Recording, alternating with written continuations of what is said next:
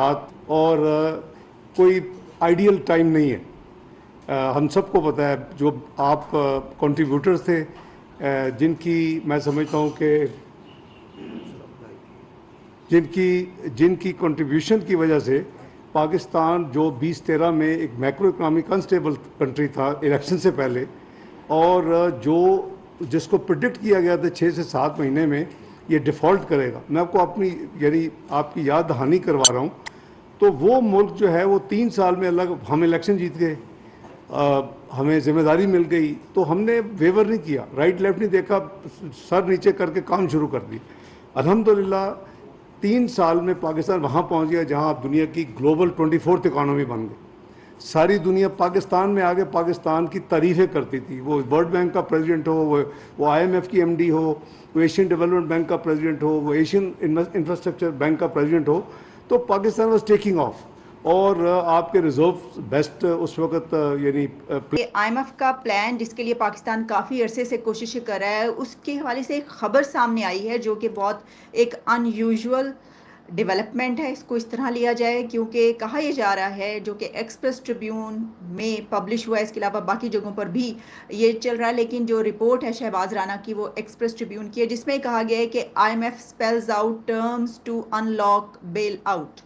लेकिन terms and conditions पर तो हम उनकी बात करते ही चले आ रहे हैं, वो तो कोई नई बात नहीं है। इसमें तो फिर आप कहेंगे नई बात क्या हुई, तो नई बात ये हुई है कि IMF ने जो कहा है नेथन पोर्टर साहब ने, वो कुछ अनयूजुअल एक कंडीशन लग रही है। अच्छा, अब बात क्या हुई है?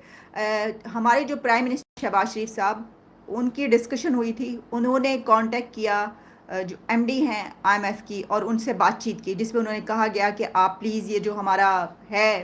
सिलसिला चल रहा आपके साथ, तो आप हमारा एग्रीमेंट करें, आगे बढ़ाएं इसको, हमें इसकी ज़रूरत है अब क्योंकि हम बजट में जा रहे हैं। तो उनकी तरफ से तो यही कि एक अच्छा पैगाम दिया गया और कहा गया कि हम इसको देख रहे हैं। उसकी भी मैं आपको आगे जो डेवलपमेंट्स हैं, जो बातचीत है, वो आपके सामने रखूँगी। लेकिन इसके बाद जो मिशन चीफ हैं पाकिस्तान के नेथन पोर्टर, उनकी तरफ से जो बात सामने आ रही है वो ये है कि उन्होंने कहा है कि we take note of the recent political developments and while we do not comment on domestic politics, we do hope that a peaceful way forward is found in line with the constitution and rule of law। यानी उन्होंने पाकिस्तान के मौजूदा political crisis की बात की है और ये कहा है कि हमने ये नोट किया है कि जो पॉलिटिकल क्राइसिस है पाकिस्तान का, पॉलिटिकल डेवलपमेंट्स जो हैं, उसमें कॉन्स्टिट्यूशन को मद्देनज़र रखना चाहिए और जो रूल ऑफ लॉ है उसको भी सामने रखना चाहिए। और साथ में उन्होंने ये भी कहा कि हम जो किसी भी मुल्क की डोमेस्टिक पॉलिटिक्स है उसमें हम बात नहीं करते उसके ऊपर, लेकिन फिर भी नेथन पोर्टर ने ये कहा है कि ये जो पॉलिटिकल डेवलपमेंट है उससे वो कोई खुश हमें यानी वो नज़र नहीं आ रहे। मुझे तो ऐसे ही लगा है कि उन्होंने बाकायदा ये कमेंट किया है पाकिस्तान की मौजूदा सियासी सूरत हाल पर कि